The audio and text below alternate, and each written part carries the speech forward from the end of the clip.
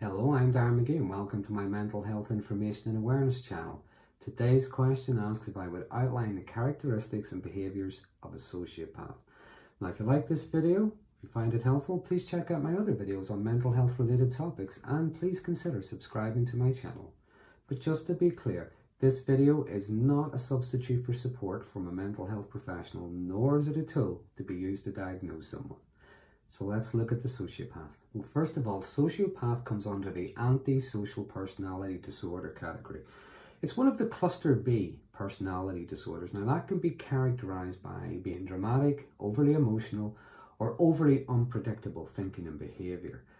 Sociopaths generally can't understand other people's feelings. They are impulsive, they break rules, they bend rules, and they don't necessarily feel guilt for any of the harm that they cause. They tend to play mind games with those around them, while at the same time being quite charming, quite pleasant, very charismatic.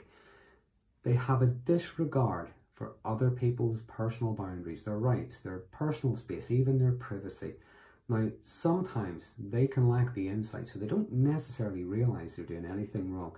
In other cases, they may know exactly what they're doing, and they can be quite malignant. So, let's take a closer look at some of these characteristics and behaviours. Well, like I say, they can be quite charming, very charismatic. Some refer to this as them being dangerously charming. Now, dangerous in the sense that it's all a facade. It's a facade that's used to attract people, quite often vulnerable people. They feign concern. They perform acts of kindness so that people will trust them, and therefore making it easier for them to manipulate them, which leads me on to the next characteristic. They are very manipulative. They tend to be ambitious, but also opportunistic. They tend to see people as either a resource or an obstacle. They use people, they use others to further their agenda.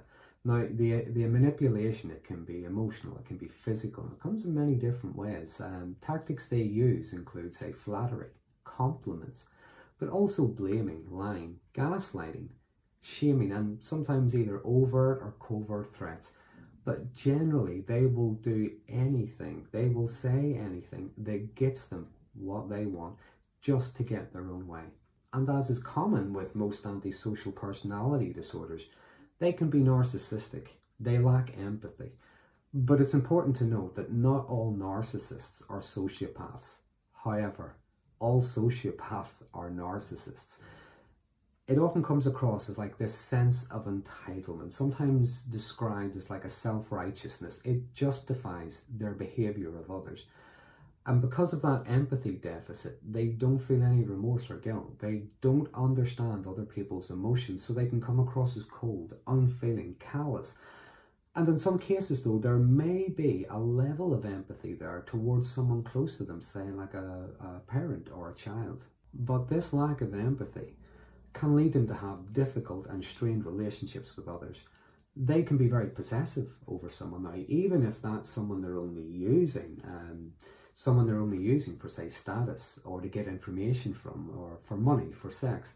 They feel threatened if that person has any other kind of relationship now, even if it's just with another friend or a family member, even a professional relationship in work.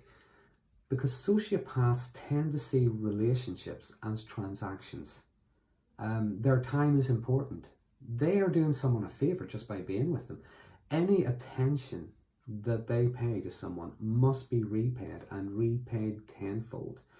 It's almost like there's no room for that other person to have anyone else in their lives, any other friends, any other kind of relationship at all.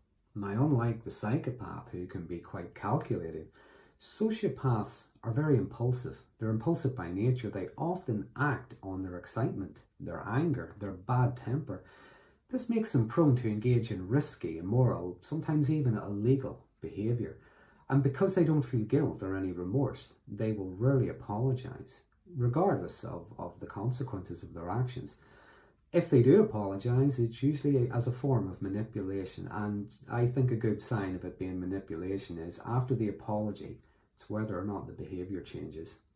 But other than that, most of all you'll ever get is maybe an explanation of why it had to happen, or an excuse.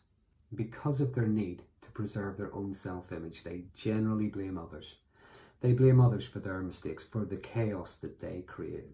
They just avoid taking responsibility. And again, because of that lack of compassion, they will often shame their victim into having any feelings at all. For example, it was only a joke, you've no sense of humour. If it hadn't have been for you, you're too sensitive, and so on. Shaming the victim. It's a way of breaking someone down, chipping away at their boundaries, chipping away at their self-esteem, just a piece at a time. And sooner or later it becomes, you're nothing without me, after all I've done for you. So on one hand, they are feeding someone's insecurities, but they're also feeding off those insecurities. But remember, as I say, they are charming. They feign concern.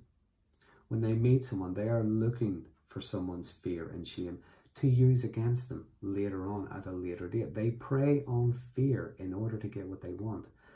And the more malignant they are, I think there's maybe just enough empathy there for them to experience other people's suffering. But being antisocial, sometimes even being sadistic, they gain pleasure from it.